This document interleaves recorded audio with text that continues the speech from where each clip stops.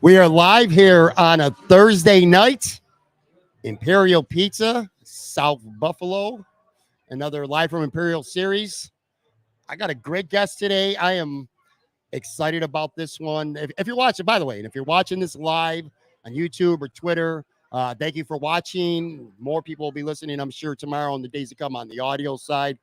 I am joined by Joe Marino from Locked On Bills, also author of Go Bills. If you're watching it right here, the book's right on our table. Dude, let me start here, man. Before I even introduce or say anything else to you, there's an aura to you. And I'm telling you, man, as somebody who has had a lot of people come through this show, a lot of these live here at Imperial Pizza, got an aura to you, man. You didn't even walk in the door yet, and people are coming up to you and asking for a photograph, telling you that they're a fan of yours. What's going on, Joe? How you doing, buddy? Pat, first of all, big fan of yours. Oh, excited to be with you here. You know, we talked about doing this a couple of times, right? Yeah. Just like, when am I going to be in town? Yeah. You know, I was in town. You made it happen. So Yeah. first of all, thanks for accommodating me. It's been really, really cool. I love what I do, man. Yeah. I can talk about the Bills, dude, every day. I can't imagine a better job in the whole world. And so I attack it with a lot of passion. I attack it with a lot of enthusiasm. And I'm just beyond grateful for anybody that would choose to push play. And it's I just love it. That's all I can say is I love doing it. I'm going to give you your flowers right off the bat. Then we're going to talk some important stuff. We're going to talk some wings. We're going to talk some Buffalo Bills football, obviously. But I'm going to throw the flowers out right off the bat. Listen, I said on the show, and I'm not saying it because you're here. I've said it last week. I've said it for months. I've been saying it for a while. There are a lot of very entertaining and informative Buffalo Bills content creators out there. For my money, and as I could tell by people coming up to you today and at training camp on Monday when we were there together, I think you're the best Buffalo Bills podcaster out there. I truly do. The consistency, what you bring to the table, your knowledge, your enthusiasm, which you just spoke of, the whole total package. I know what I'm getting when I turn on Locked On Bills every day, which is my first listen of the day, by the way. Pat, just trying to be the best Buffalo Bills podcaster I can be. Yeah. That's what Josh says, right? Yeah. I'm just taking Josh's words. Just trying to be the best quarterback for the Buffalo. I did not just compare myself to Josh Allen, by the way, on your podcast. That's what okay. I meant. I'm just trying to follow his lead. I mean, I just love it. That's all I can say is I love it. We were at training camp on Monday together. You, I, and Joe Miller from Buffalo Rumblies. What's up, Joe? Fun practice, and we're going to talk about well, like I said, we'll talk about camp. But yeah, I noticed it. I'm like, people are coming up to you. Part of it, again, it's your talent and your likability and all that, but also I think physically, you not being here actually kind of makes it. It's kind of like a wrestler. I don't know if you still watch wrestling anymore, but like there's wrestlers like say Brock Lesnar who are attractions at this point. They're not on Raw. They don't wrestle every week on TV anymore, every pay-per-view. They don't come around only so often, but when they do, it just feels different. And I know there's a lot of people out there, maybe some who haven't had a chance to meet you, who a lot of the Buffalo guys and girls out there are really good. They just get to see them all the time. You know what I mean? So that, I'm sure that has something to do with it too. Yeah, no, I love visiting. And every time I'm up here, I feel so welcomed. I'm fortunate to have some great family in the area, but so many Bills fans. BillsMafia has been so kind to me, and it's easy to find myself coming back, right? I always want to be part of what's going on, and I got a lot of FOMO. You know, I'm back in Charlotte at 716 Day. I see what's going on. There's golf tournaments. There's a FINA Fest. I want to be here for all of it, but, you know, it's not always reasonable for that to happen. But when I get up here, I try to maximize my time, and everyone's always so kind. And I'm sure most people know your connection to Buffalo, but not everybody. So for people out there watching right now or are going to listen to this on the audio side, tell people about your connection personally to Buffalo. I was born here. Yeah. 1986, I was born here. And then my family, when I was 11 years old, moved to Charlotte, North Carolina. I was 11. I couldn't choose to stay. And so it's obviously, I would tell you, it's been a great move. I love living in Charlotte. It's home, but this is home too. You know, I feel home here as well. And so the Buffalo part of me never left. I love the Bills. I love chicken wings. I feel like you know what they say, you can take the boy out of Buffalo, but you can't take the You're Buffalo a Buffalonian. You don't have to be a native. You don't have to live in Buffalo, or you know, you could be born somewhere else. Me and Howard Simon were talking about this. Howard's not from Buffalo. He's a Buffalonian. A lot of Buffalo people have gone on to live other places. Yeah. They're still Buffalonians. Yeah. My guy Scott Morano, every time I see him, says, "Welcome home." Text me, "Welcome home." Yeah. Every time I'm here. That is great. You know what I mean? It's amazing. And there's a great crowd here tonight at Imperial Pizza. By the way, is this your first time here at Imperial? My first time at Imperial. Yes. Yes. It's a nice place. Isn't I it? enjoy It's it. a Yeah, nice vibe, nice bar. setup. It really is. I mean, nice bar that goes right in the middle all the way around. Good seating, good atmosphere. It's clean. Yeah. TVs everywhere. It's awesome. I like it. It's a good place to go for sports, which For sure, soon yeah. enough, it's a good football bar Yeah. for sure. So we had some pizza, we had some wings, we had what did we have? We had some hot ciabatta, some hot garlic parm, and some regular hot, which were really saucy. Which, to be fair, was my fault. 'Cause I told the dude I stress sauce. You're a saucy guy, wing guy, flat guy. Got to ask you, or drum or flat? So I like them both, but I would prefer the flats. I have a wing eating strategy. If you put 10 wings in front of me, I eat all the drums first. Really? I save myself the flats. Yeah, and here's why. Yeah, why? Well, let's be honest. There's not usually 10 wings in front of me. There's usually 12 or 15, maybe 20. And so I love the wings, but I get full. I can eat using the umbrella technique. I can eat the flats quick. So I go ahead and just eat the drums because they're a little bit more time consuming. But when I'm hungry, I'm not as hungry. I'm filling up and I still want to finish the wings. I know I can umbrella those flats, pound them out. And they're also best for the remaining blue cheese, right? You kind of get towards the bottom. You can use the umbrella and get that blue cheese. That is interesting. There's never enough blue cheese. I never thought of that. Well, I'm not a blue cheese guy. Not a blue cheese guy for you, but it is. But you're also not a ranch guy. I'm not a ranch guy either. I don't have any. Just the regular sauce. Yeah. I've said this before. I sound like a broken record because I'm always here at Imperial doing these shows. I'll say it again with you, Joe. This place, there's no one specific, for me anyway. There's no one specific food item that's like, oh my God, this is the signature. You got to have this specifically. It's kind of like a utility knife, death by 1,000 cuts. What I love about this place is the pizza's good. The wings are good. I wish we would have had some fingers tonight. The chicken fingers are really good. The subs everything's good. There's not one and we're going to talk about a couple wing places, by the way, in a second. But can we shout out the hot ciabattas? Yeah. I've never had them. I love them. So I've had ciabattas, but never like a hot ciabatta's wing. Yeah. Like, to me, that's like something unique that I would want to come back here and get. So I'm all in on the hot ciabattas. One of the things I like about this place too, and some of the others, which again we're going to talk about in a few seconds here, is consistency. You and your brother's here, and we were talking about this before we were eating, and I feel like the difference between great places and just good places is consistency. Yeah. Like, you could come here. I'm not saying this place specifically. This could be wherever, and you have some wings, and you're like, dude, holy shit, these are amazing. Pat, you got to come to this place. I just had this place. We come back 3 days later and the wings don't taste anything like you had 3 days ago. There's too many places like that where there's not consistency. Like the best places, a couple of which, again, we're going to talk about here in just a second. There is no quality without consistency. Right. Yeah, you see that up in my office. Yeah, that's a phrase. It's one of my phrases. Yeah, that's true. You've heard me say that on our round tables. Yeah, many times. Yeah. By the way, those are fun too. So Joe Marino, Bruce Nolan, and Greg Thompson and I have done 3 years now. We've done these. We have a podcasting roundtable where we don't talk about anything Buffalo Bills related. It's all about podcasting. So on this trip up here, this is amusing to me, and I love this, by the way, because I did the same thing when I moved away and lived in Florida. You get away from Buffalo, you have limited amounts of opportunity to be back home for you. And when you are back home, I'll let you tell the people. Besides recording a podcast from your aunt's house every day, and besides being at training camp all week, what have you been up to this week? I know, but tell the people. We've been eating chicken wings. We've been hitting usually me and my brother David. What's up, dude? My guy. Love you. We've been going to like 2 wing places a day because, Pat, man, I didn't come here from like 2010 to 2019. Right. That's a long time. Yeah. So it was like I was coming a lot when I was a little bit younger. You get older, get a little bit more complicated. And then I got into this space and I was like, I got to get back up there more often. And so I kind of missed all of the wing stuff, right? Like, and you hear all these different places, and I love chicken wings. Like, even in North Carolina, I get those weekly moments where I gotta have wings. Yeah. I tell my wife, I gotta have wings, and she knows there's no other option. We're getting wings that day. And we have, there's a lot of Bills backers bars and stuff around where I live. We get good wings, not quite like what's here, but it scratches the itch. I love chicken wings. It's my favorite food. And so we've been going twice a day. It's exhausting a little bit. It's fun.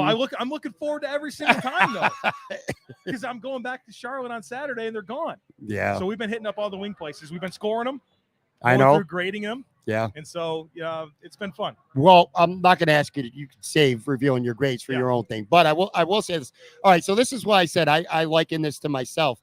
When I grew up in Buffalo, so this goes without saying, but you were a big chicken wing fan when you were younger too, right? Yeah, of course. Now, see, not me. Oh, I really? didn't eat chicken wings when I was a kid, and I'm looking back as I got older, and I'm like, were my parents poor and just only they could only buy the pizza every week and not the pizza and the wings? I don't know, but for whatever reason, I didn't have chicken wings. Then I didn't like them, and I would only have plain. Put it this way: when I was in Buffalo until I got old, I was the most boring dude. Like I would have wings at the same couple places, and that would be it. Lenova's, which you're going to be going to, right? Yeah, you haven't been there yet. Lenova's is a staple. We saved that for the end because we knew what we were getting. Yeah. We both. I love Lenova's. You've been there. You love Lenova's too. But anyway, I'd have the same couple places, and that would be it. So I went to Florida, and then I realized how bad the food is down there.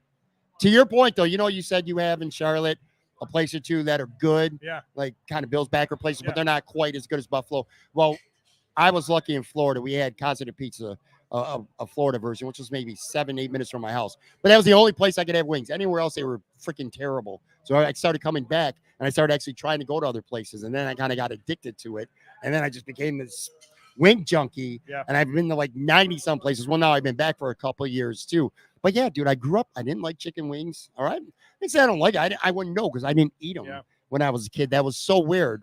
But that's why I get such a kick now, because I would do the same thing. Every single time I came back to Buffalo on a trip, I would go 1 a day, sometimes 2 a days, like you're doing right now. There's a couple places I'm going to ask you about specifically, because Joe Marino's going to be honest, right? Oh, we're not getting paid. I'm always honest. You're not getting paid by anybody. I literally can't tell lies. Like I literally can't. Because these are the most, and you've been to, at least that I know of, 3 of the most well-known, respected, popular places. So I want to get your honest opinion. Let's start with Elmo's. You've been to Elmo's, right? Yeah, I went to Elmo's. What did you get at Elmo's? I should have asked you that too. I always get hot.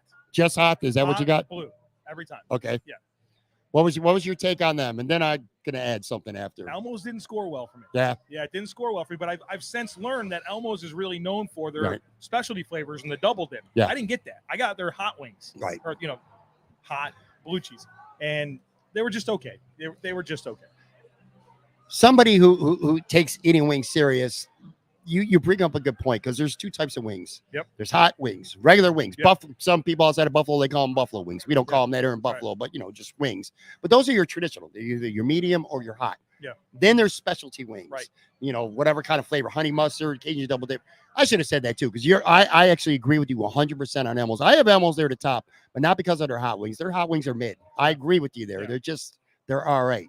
But the Cajun honey double dipped, or the double Cajun or hot Cajun double dip, those are sensational. Yeah. But if you're grading like you are and you're evaluating places, you got to always have hot, because every place has hot wings, so that's the one thing that you could have, on equal footing. It's my favorite kind too. Like I enjoy the specialties.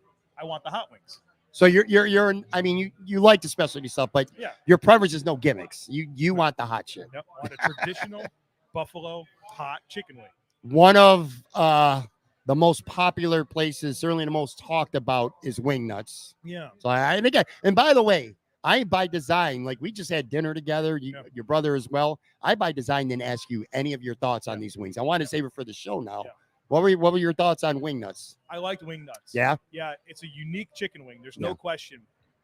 Size, crunch, sauciness. Very big. Well, how they brand themselves, they hit those thresholds. Yeah.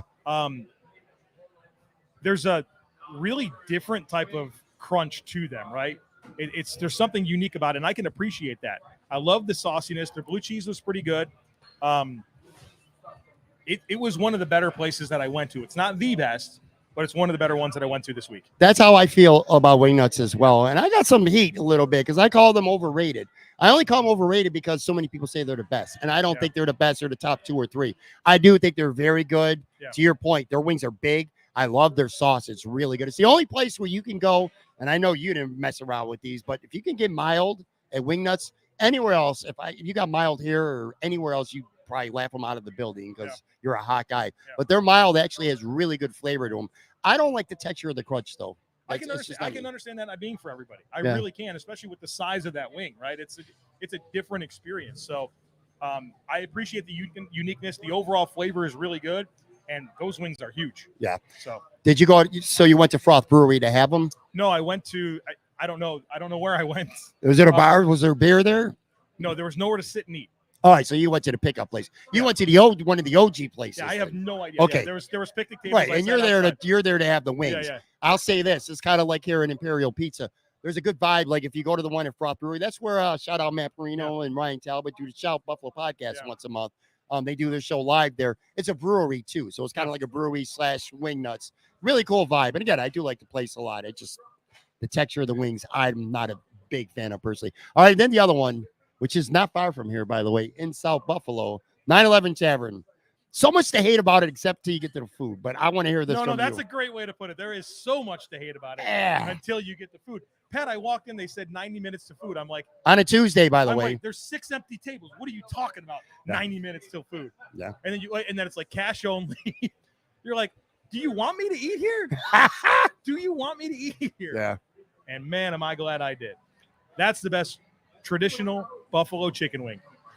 911 Tavern. Unbelievable. The presentation of the wings is something else with how they just like the whole plate with the celery kind of mixed in with the celery in the blue cheese. Mm-hmm. It's amazing. So like there's this visual element that you're captivated by it. Super saucy, great texture, but the flavor's off the charts. The blue cheese is off the charts. Every single thing about that place I hate until the food comes out. And by the way, you went on a Tuesday. Try going on a Saturday. 90 minutes would be nothing. You knew I was going to go. You should have given me somebody's Tuesday's usually the one night where you can go there and get a reasonable waiting time. But yeah, I don't know how it was for you, but the service usually sucks there. It is cash only there. It seems like they don't even want to serve you. It's like they're doing you the favor by you coming in there and eating, and you want to rip them up. You're like, this place sucks. Right. And then the wings come out, and you're like, damn, right, it's all right, man. Right. All that stuff's all right. Are exceptional. Yeah, I'll tell you too. And again, that's what I love about here in South Buffalo. So you have Imperial Pizza, whether you want whatever you want, they got it all here. You got wings over at 911, and then you got Doc Sullivan's, which is like the South Buffalo dive, the place where everybody goes to drink and get their wings. It's like this little 5-minute area here of South Buffalo. It's really cool. So where else have you been and we're going to talk some Bills, by the way, for people out there watching. We did Duff's. Did you? We did Duff's. Good. You know what's funny about Duff's is they're very particular with their advertising that medium is hot, medium hot is very hot, and hot is very, very hot. I hate that. Their hot was like kind of exactly what I wanted it to be. Yeah. Like it wasn't, I was like a little bit. Oh, so you did get hot knowing it? Like, am I going to be overwhelmed by this? I think I warned you about, or maybe it wasn't Duff's. I was totally fine with it. There was a perfect amount of heat. They're good. The wings are a little small. Blue cheese was good. I really liked their blue cheese. It was good. It was above average. It was right there and kind of with wing nuts for me. They haven't fallen off. Their popularity waned a little bit because of the emergence of Barbell. Have you been to Barbell? I've been, yeah. All right, we'll get to them in a second. But yeah, because of wing nuts, because of Barbell, because of Elmo's, because of 911, people kind of forget about Duff's. It's almost like going under the radar a little bit. I agree with you. We are agreeing on a lot of shit here, man. They're solid wings. I don't think they're anything special, but I could tell the difference between you and I. You could take more heat than me. Because if you could do the hot and they didn't bother you too much, a little bit. Lips to burn a little, you do the, not me, man. I'm not trying to grind through my wings like you do, man. But all right. So, and where else? You said Barbell?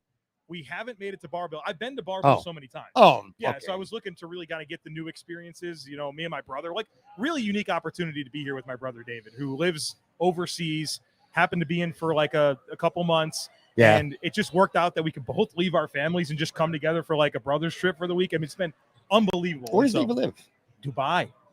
Really? Dubai. I didn't know that. I've talked to him a couple times. Oh, that is really cool. Yeah. So I thought he lived around here. Wow. That's cool. No. So we've both been to Barbell so many times. It was like, we'd love to go, but we really want to try stuff. Sure. Yeah. You already know what you're going to get there. Yeah. You haven't had some of these other places. I love Barbell. But it's again, what I talked about a handful of minutes ago, consistency. Barbell's the same every time. It's always good. And I'll give you a hot take on Barbell. Barbell is the best combination of wings and beef on wick. Oh, for sure. Yeah, and I think that's really unique about it. For sure. I'm also not going to Barbell for a traditional hot wing. I'm going for the specialty there. And their blue cheese is great.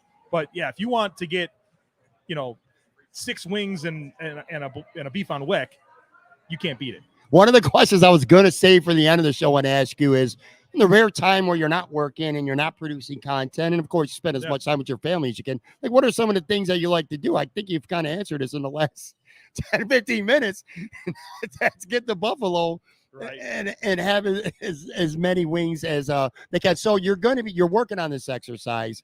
What you're eventually going to release? Are you going to do it on your show? Are you going to put some out in writing? What are you going to do? You're kind of reviewing it, or you're ranking Yeah. the places that you've been to. You know me, very systematic. We've Absolutely. got a scoring system. Yeah. There was 5 different pieces of criteria. We've got without giving away Yeah. what you're scoring for Yeah. what place, without giving that away. Talk about the criteria when you're scoring and evaluating these wings. So we've got 5 pieces of criteria, David. What are they? Size,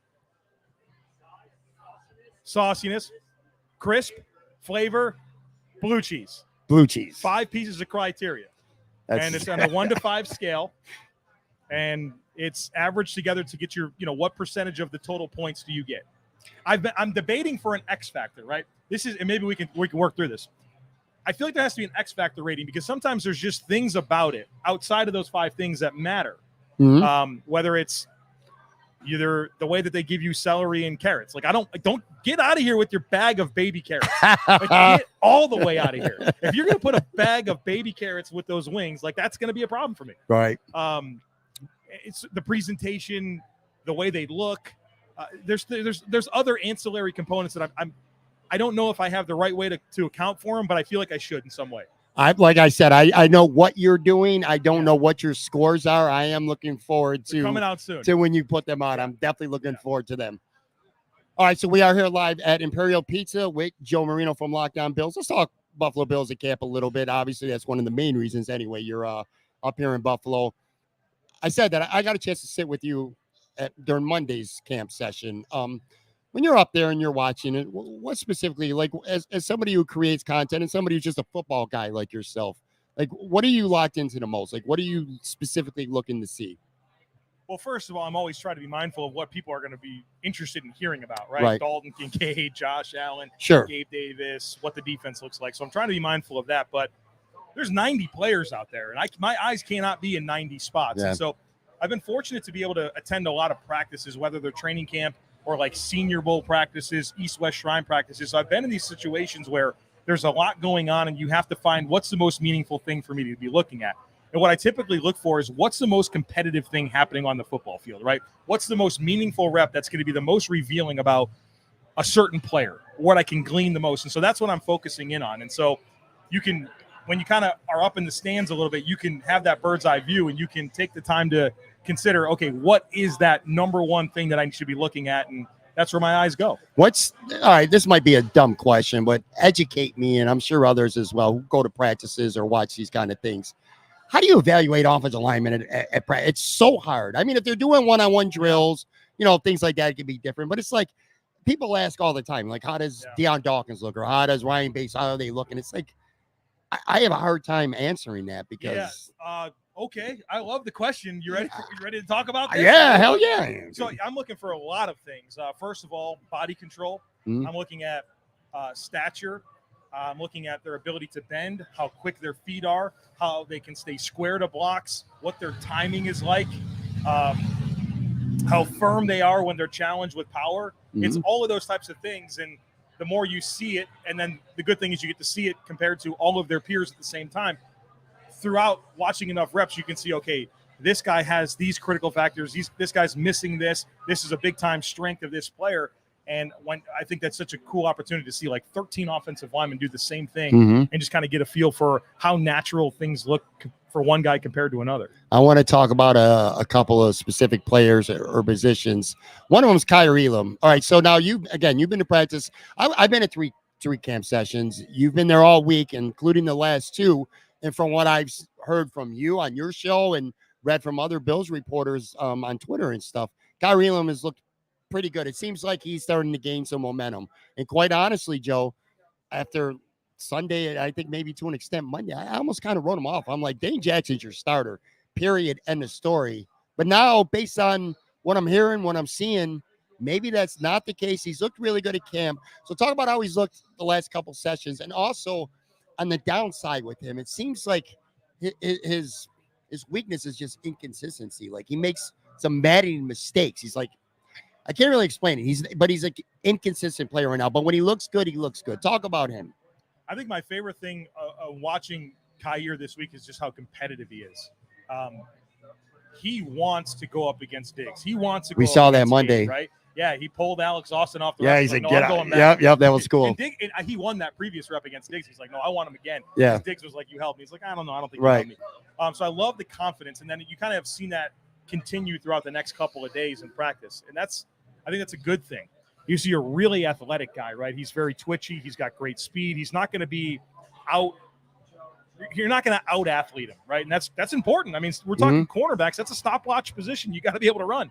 It's a big deal. So I love that he just kind of has the physical talent and competitiveness, and those are great qualities for a football player. And then you see him in one-on-one drills, and one-on-one drills are always going to be man coverage. And you're like, okay, he's sticky, he's in phase, he's good. And then you get to team, and it's 11-on-11, and it's like, okay, it's not just man coverage. And now he has to layer coverage and space the field, and his eyes are in the backfield while he's playing from a side turn, and it's just a different world for him, and I think that's where the inconsistency creeps in. And, Pat, that's why I think there's a chance this could really be a platoon situation, and it could be game plan specific. If there's certain games where you want to run a lot of press man coverage, you're going to play Kyer Elam a lot more. If you're going to be playing off in zone, it might be a Dane Jackson game or a Christian Benford game. The reality is, in 3 of the last 5 seasons, McDermott has platooned that position, whether it was Levi Wallace and Kevin Johnson, whether it was Levi Wallace and Josh Norman, or whether it was last year, which we all saw the rotation. Right. Why shouldn't we think it's going to be rotation this year? I know that we would all prefer the first-round pick to play over the 6th-round pick and the 7th-round pick, but I think a rotation could be in the cards. Every team has a whipping boy or two, from the fans that they just love to get after and blame everything on them.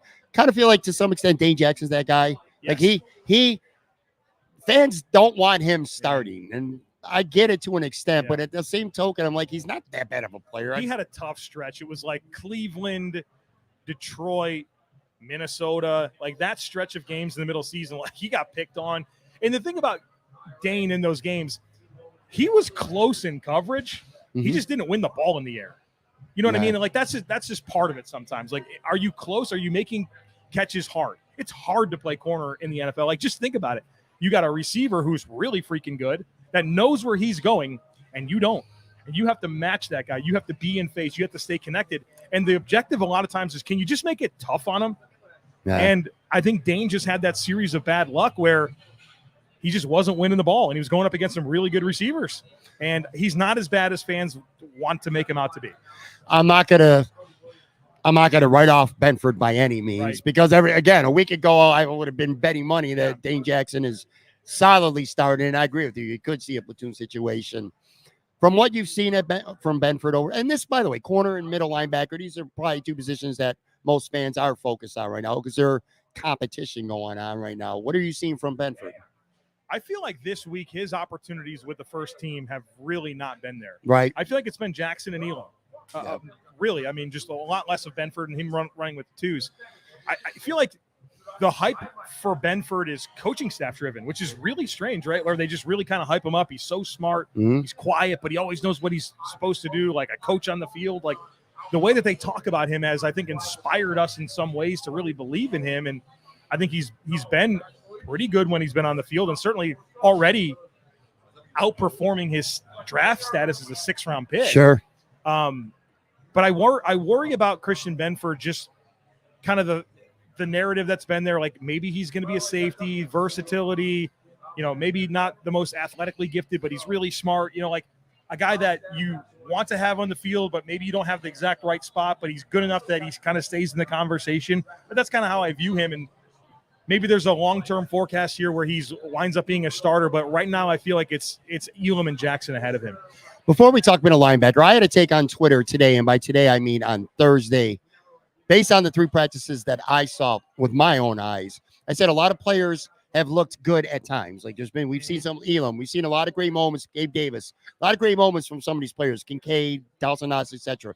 I said the 2 players for me that have consistently looked great, like almost every rep, every day that I saw them, and now you've been there the last 3 practices, is Stephon Diggs and Trey White. I think Trey White, to me, I'm really encouraged by him Especially, if you're thinking about last year and him coming back and not being the all-pro version of himself. At least based on what I've seen with my eyes, and maybe your opinion might differ. I really like what I've seen from him the last 3 days. So comment on him, and also if there's one or two players that you've seen that have consistently looked really good over these past couple of days.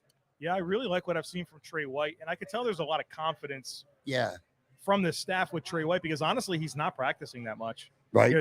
Poyer, Hyde, and Trey White, they kind of got their own thing going on. You know what I mean? Like, we kind of know what you can do. We noticed that Monday. Few reps, get out of here. Let's play. Let's give these young corners a chance. Let's get Taylor Rapp and DeMar Hamlin in there a little bit.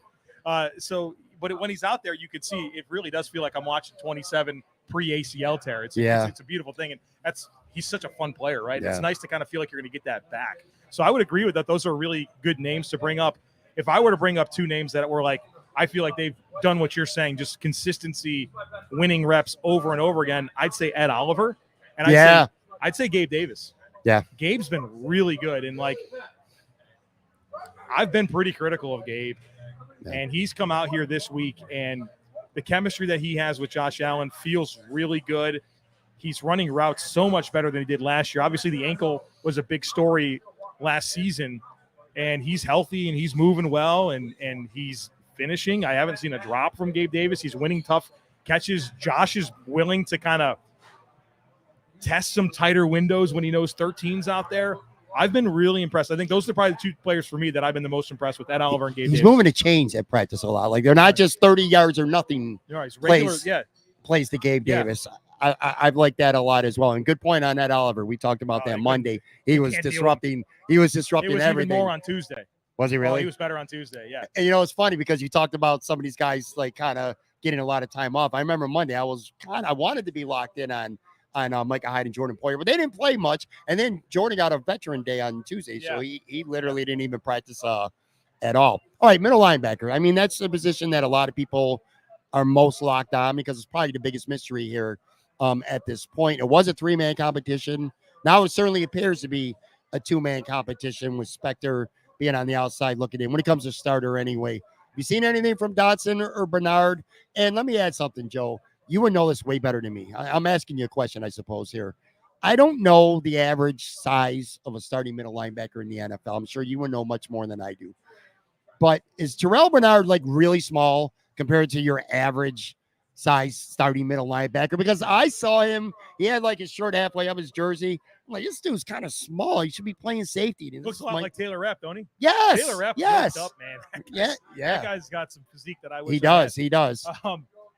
Yeah, Bernard's a little lean, right? He is. Shout out Scott Table. What happened? What happened? I'm trying to record a show over here. Live TV.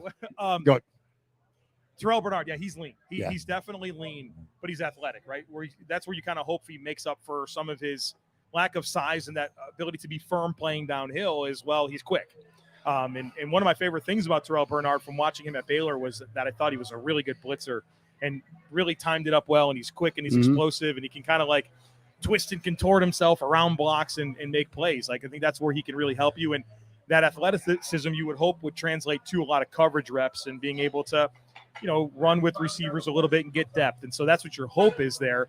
Where Tyrell Dotson's really the opposite in so many ways, where he's a little bit bigger. He's not a huge linebacker by any means, but he's bigger. He's a little more stout, a better downhill player, but he doesn't have the athleticism. And I don't think his coverage ability or his range is going to be quite as good. So what's really compelling to me about this battle between these two players is that they're really different. And I feel like on one hand, they could lean into the guy that's been around since 2019 and Tyrell Dotson, who has time on task, who they've stuck with through some adversity that he's had. And I think that says something. Sure. Yeah. But also you have the 3rd round pick that you've had 2 recent 3rd round picks on linebackers. And like, you'd hate to not have a starter out of one of the two. Yeah. But we'll see. I know that they want more matchup type players that leans more into Bernard. I think it's really open still. I don't think they know. You feel like with Dotson versus Bernard, like Dotson's your higher floor player and Bernard's your higher ceiling player. Like potentially he could be the better linebacker, but maybe you trust Dotson a little bit more of the two. Yes, but I think the difference of the floor is where you get nervous. Right. And there's some things that concern me about Terrell Bernard. I don't know that he's a quick processor. I don't think that his pursuit leverage is very consistent.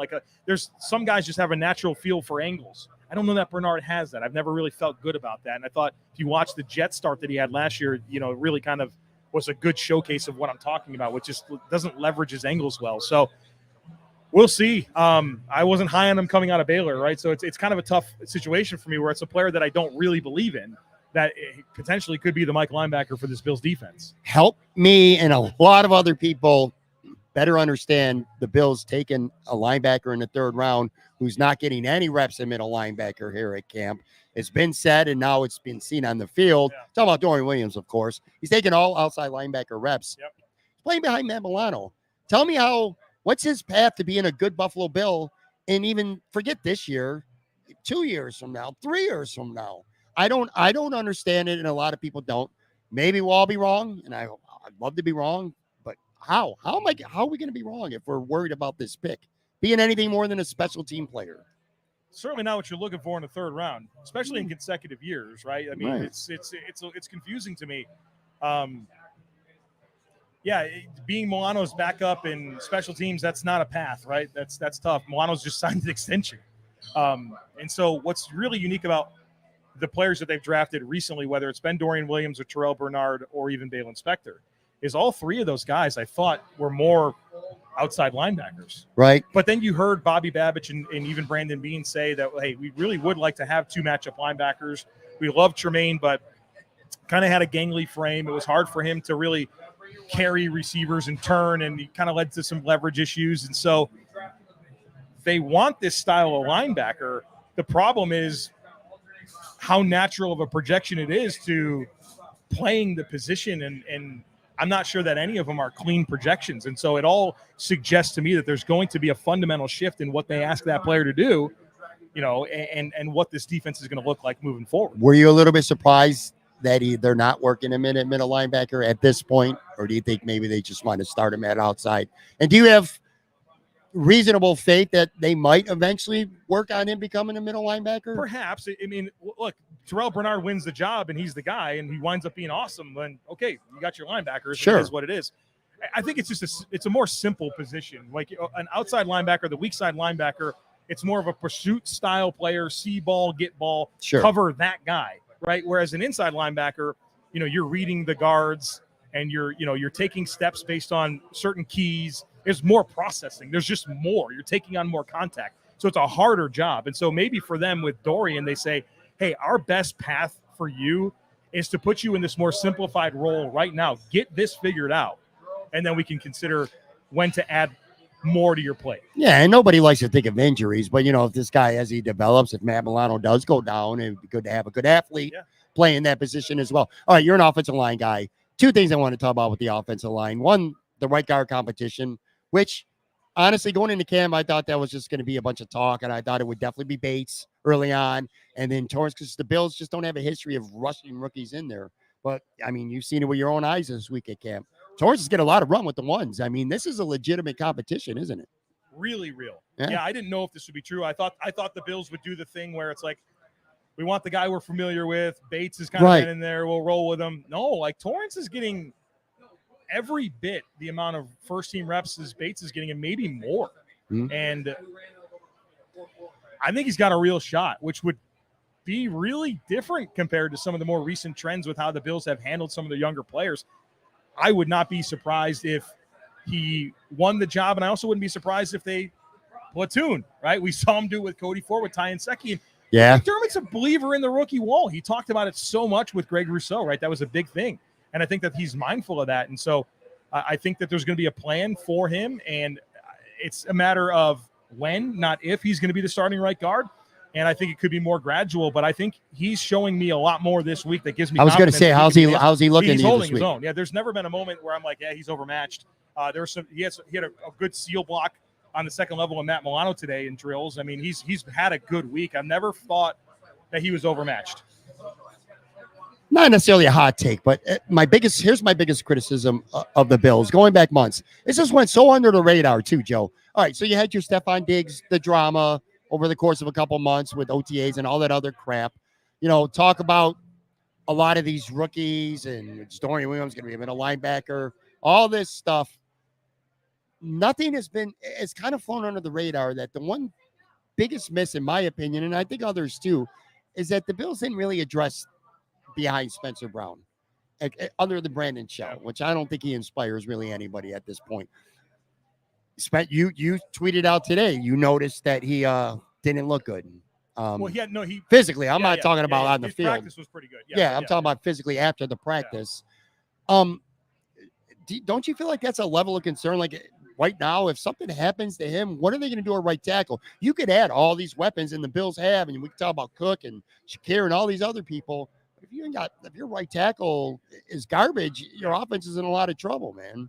Yeah, I think it's a fair criticism that Spencer Brown through 2 seasons hasn't really shown you enough that should make you feel like he's the unquestioned starting right tackle this year. And they really didn't do much, right? They brought back Quessenberry and they signed Brandon Shell to a very modest contract to come in. And he's a veteran. He's been a starter for a number of years. But is that really the needle mover in terms of competition? I think it's a fair criticism. It's a little bit like the tight end conversation with Dawson Knox, where there was a lot of inconsistency after 2 seasons, and then everybody was like, trade for Zach Ertz or sign John Smith or sign Hunter Henry or trade everything that you have to move up for Kyle Pitts. These are conversations that we had about Dawson Knox in the tight end position, and they said, no, we're going to bet on the guy who has a lot of athleticism, all the size, works hard, and we think that he could be the answer, and they were right. I think it's the same approach with Spencer Brown. Now, I think he's from – watching practice, I think Spencer Brown's been fine. But, he certainly had some discomfort in his back today after practice, and I tweeted that out, and everybody, it was like he played a game and wasn't good. Like, he probably had some back spasms. He needed a massage and some heat on it, and he's going to be okay. But it's worrisome. Yeah, it's worrisome. Given the history. He's 6'8" with a history of back injuries. That's a concern. So I get it. And if he winds up flopping this year, whether it's performance or just not being available, well, you've had indicators that the performance has been bad and you have an injury history to be concerned about. And it'd be a very fair criticism, in my opinion, to Brandon Beane if it doesn't work out. Now, if it does work out, well, then give him his flowers. Sure. One of the more polarizing players at practice, and you were kind of in the middle of us on Monday at camp with Joe Miller and myself. Joe Miller is not a Khalil Shakir guy. Quite apparently. Yeah, I am. I don't know. Shakir's up there catching strays. They're stretching. Joe. I know, man. They're stretching Joe Miller. Joe Miller. Joe's not a Khalil guy, man. I kind of am a Khalil guy. Yeah, me too. Well, it kind of leads into my question. Yeah. What are you seeing from him? I don't know. Maybe I'm seeing things differently than some people. Because again, besides listening to your show every day, I read Joe B and Matt and these guys, and I'd like to pick, see what they're saying, their observations, and I kind of feel like I'm getting a little bit of a mixed bag right now. Dad Brown talked about him having a couple drops over the last couple of days too. So, I don't know. What do we make of him right now? And do you see him as a starter, as a slot, which was my point that me and Joe started arguing at the beginning with, because I sort of see him in that role right now. Whereas Joe didn't even see him on the roster. You're wrong, Joe, but go ahead. I think Khalil Shakir's been a lot like the highs and lows that you would have experienced if you watched him back at Boise State, where there's so many moments where you're like, man, there's so much to like here. He's got good athleticism. He's versatile in terms of being an inside and outside guy. He's got run after catch. He makes some really good plays down the field. Like, there's so much to like, but then there is inconsistency. There are drops. There are times where you feel like he can be better leverage at the catch point, and it becomes frustrating. And so you're looking for some more consistency out of Khalil Shakir. I think that's a fair criticism. And I don't know that I could tell you honestly that the Bills are going to have a starting slot receiver. I think you're going to see a lot of Kincaid, and then you're going to see some Sherfield. You're going to see some Hardy. You're going to see some Shakir. And it could be more game plan specific based on the trait that they feel like they need. And those are all very different player. The trait that they think that they need to expose the biggest issues with the opponent. Offense, defense. You're talking about a lot of matchups in week by week. Instead of these are our 11 guys on offense, these are 11 guys on defense. You see a lot of matching up who the opponent is and what's going on that week. It's so easy with Dalton Kincaid too to just say what everyone else is saying, but I really don't have anything different to add. He looks effortless when he's running these routes, and at least when I was watching him, I didn't see any balls hit the ground. He finds himself open. He's a pretty big dude. I don't know how his blocking is going to be. I'm sure that's going to be an issue for a while, but he looks like he'll be in a nice addition to this offense pretty soon too. Yeah, I'd agree with you, and I think probably the most exciting thing that I can bring up about Dalton Kincaid that inspires confidence in me that he's going to be a really good player for the Bills is that he's only had like 7 NFL practices ever. And he's never for a second did I feel like he was drinking from a fire hose, right? You kind of hear that from these rookies. It's like, oh man, this is moving fast. It's not for Dalton Kincaid. He's smooth and natural in everything that he does. And it's just about when he gets his chances, make the plays, and those opportunities will continue to happen. But if you watch these practices, it's about James Cook, Dawson Knox, Dalton Kincaid, Gabe Davis, and Stephon Diggs. We can talk about Hardy and Shakir and Sherfield and Shorter and all these guys. The core playmakers for this offense are pretty clear. I love these terms that you come up with describing players. On Monday, you came up with one. I couldn't think of the right words with Jerron Johnson. I love him. He's a stud. He's a great player. But he was getting beat on some passes, and it seemed like he was like a step. And you said he was chasing rabbits. It kind of felt like he was doing that all Monday. One more Bills question for you, man. And as we start to wind down here live from Imperial, without calling anybody out, look, man, these are professional NFL football players. None of them stink. They're all great players, and give me 1 or 2 players, though, from what you've seen that you've left kind of wanting to see more of them. You could frame it that way. Maybe you're not quite as impressed with them as you want to be. Doesn't mean that they're not good ball players or that they won't be great, but just, a player or two from what you've seen this week, you're like, there's at least one guy out there that doesn't deserve a jersey. I'll keep that name to myself. The guys that have kind of underwhelmed me a little bit that I was hoping to get a little bit more from. One of them would be Connor McGovern. And that's not, everyone's not going to like to hear that, right? The big ticket left guard, right? Everyone appreciates your honesty. Yeah, man. You can't sit here and hype up Ed Oliver like we have and not realize that he's beaten 66. Right. A lot. So that's, you really hope that he can come in and stabilize the left guard. Pat, I don't know if you know this, but the Bills have not had the same primary starting left guard or right guard since Richie Incognito and John Miller. Wow. I didn't know that. 2015 and 2016 or something. Really? It's been a long time. Wow. No, I didn't know that. So much turnover at guard. I'm really kind of sick of it.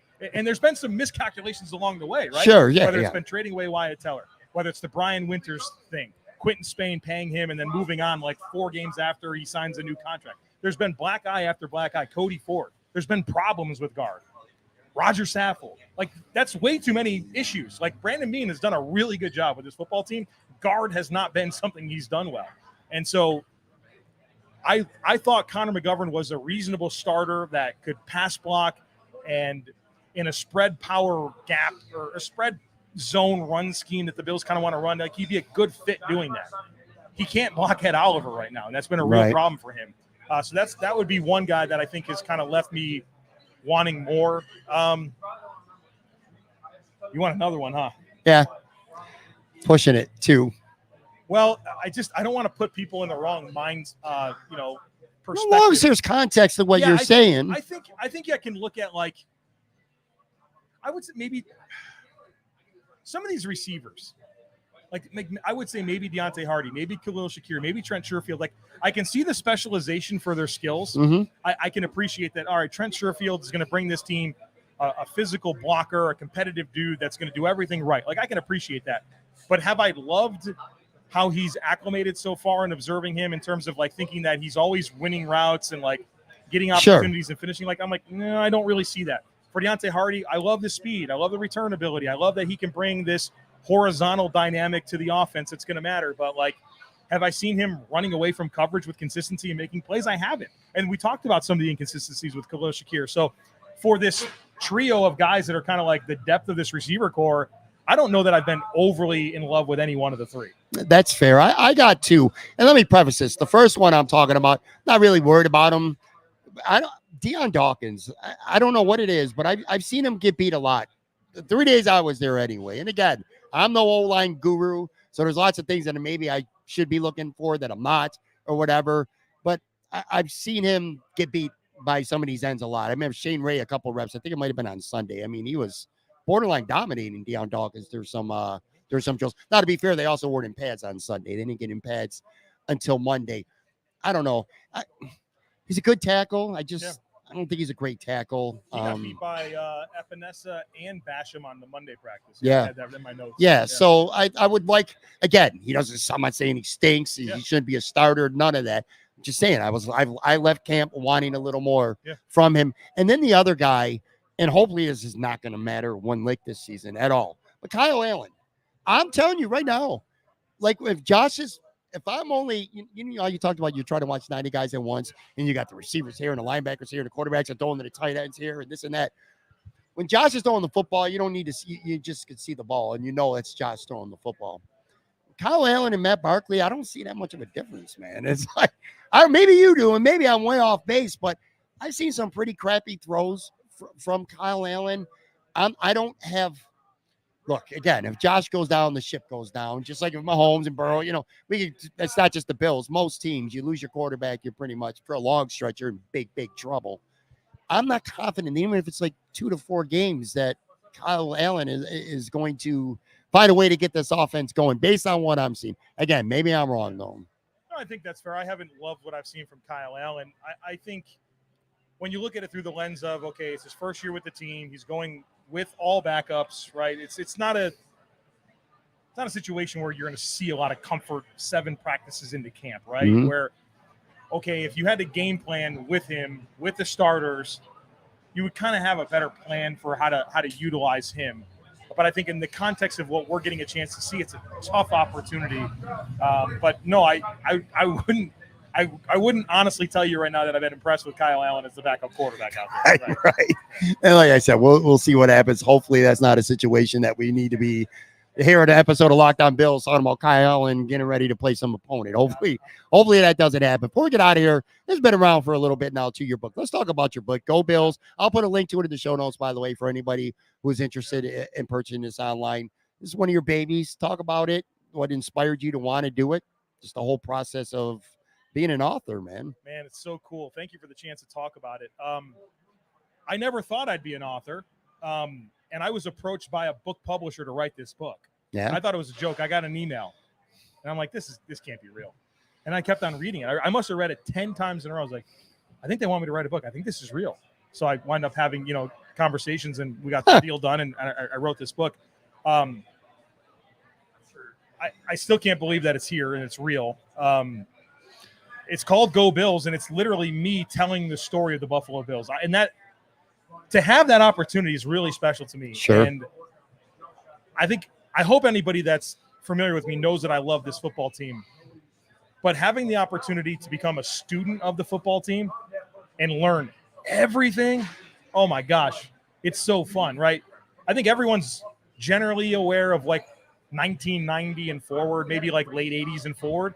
But the 60s and 70s and early 80s, it's fascinating. It wasn't always good, but it's still fascinating history. And it's made me appreciate this organization more because I feel like I just have such a great depth of knowledge, and I share it all right here. I get a chance to tell the story of the team. It's every season. I wrote a synopsis of the season. There's really cool like stats and data. You can look at all the starting lineups. There's breakout stories on the biggest things that happened in franchise history. So it's something that I'm really proud of. It's a great coffee table book. Like, of course, all my family members, they know I'm in town. I'm walking into people's houses and it's on the coffee table. But like, I'd like to think that that's true, like in non-staged situations where like you would be proud to have this on your coffee table, and that at any given moment you could take it and open it up and you're like, oh, what did happen in 1973? Right. Who were the starters? What was the results? Who led the team in every statistical category? What were the key additions? Like, I don't know. It's something that I'm really, really proud of. We're running out of copies. I'm not saying that to try to force a bunch of sales, but I had a conversation last week with the book publisher because we're, maybe got some things in the works. Maybe, I don't know. And he said, look, we're probably going to be out at the current rate by about October. Yeah.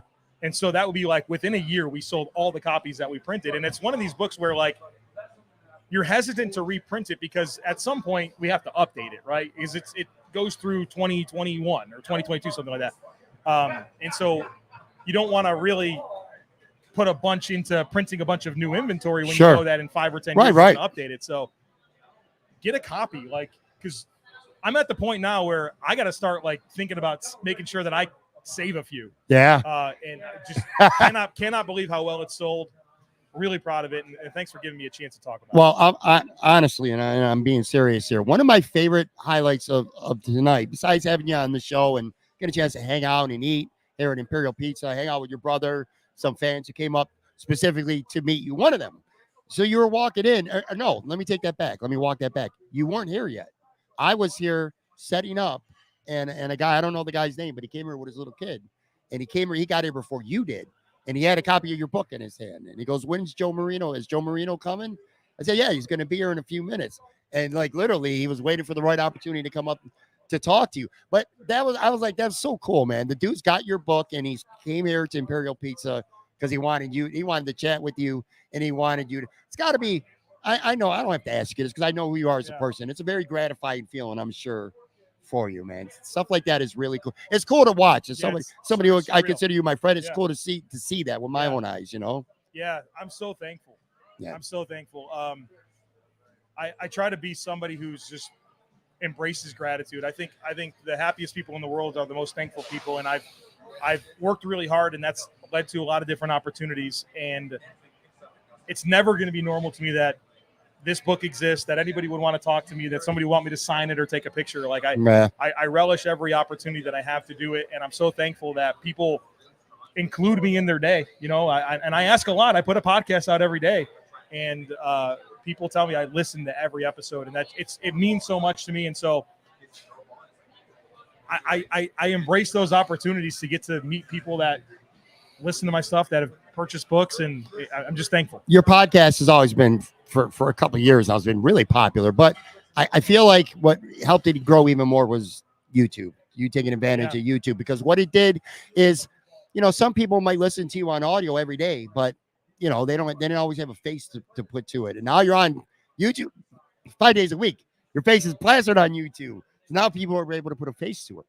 Yeah. I'm coughing up here as I'm talking to you. But anyway, I think that's meant a lot. You've grown strategically, and I noticed it too. You know, your YouTube channel, Locked On Bills, it has grown a lot, man. You have to do it. If you want to be a podcaster, you got to have both. You got to do it. One last question, then I promise you we're done. Because this has to do with your show. One of the things that I admire about you and your show, too, is you are a Buffalo Bills fan. You don't try to hide that you're a Buffalo Bills fan. I think there's too many people out there who are Bills fans who try to hide and try to front and talk like they're not Bills fans. But, and this is important, you're not afraid to be objectively critical to this team when it's warranted. Because I'm going to tell you, somebody who doesn't just, you know, have guys on who talk Bills, I listen to a lot of podcasts, and there's nothing more that annoys me than when, you know, Khalil Shakir drops 4 passes in practice and you don't want to talk about it because it's something bad. You know what I'm saying? Like, you have that ability to be objectively critical of this team, but you're still a fan and you don't try to hide from that like some others do. Yeah, I feel a sense of duty to be intellectually honest. Sure. Right? I pride myself in that. And I think one thing that really helpful to me in being able to be objective is that I am a Bills guy, and I'm not hiding that. I also do the entire NFL, right? I have another national podcast that's Locked On NFL. We're only talking about half your career on this podcast. That's crazy. I know. I'm so dialed into the entire NFL, and I have been for so long, that the foundation of knowledge that I have to know what should be happening is pretty clear for me. And if I'm going to do my job the way that I want to, I have to be honest. And I appreciate you recognizing that, because fan goggles can be thick and they can be blinding and they can skew what you're seeing. Yeah. But you got to be objective and you got to be intellectually honest if you're going to be, I don't know, if that's the kind of podcast I want to be. Yeah. And I think people more than anything else respect you for that. All right, that's going to do it for this episode. Again, one more time, thank you very much, Imperial Pizza here in South Buffalo. Good pizza, good wings, good vibes, good time. Thank you everybody who came out here to see my guest, Joe Marino. Why do I got to tell people to follow you? Everybody already does follow you. Follow Pat Moran. Follow me. Don't follow Joe. And stop asking him to get photographs. Talking Buffalo podcast, free and available on YouTube. Subscribe to it. Make sure you rate Pat. He's the man. He's you're a glue guy for this community. You really are. I do. I appreciate that. I love talking to interesting people who cover sports, and you're certainly right there near the top. So thank you very much. Enjoy the rest of your trip here. Have a couple more wing spots, and talk to you.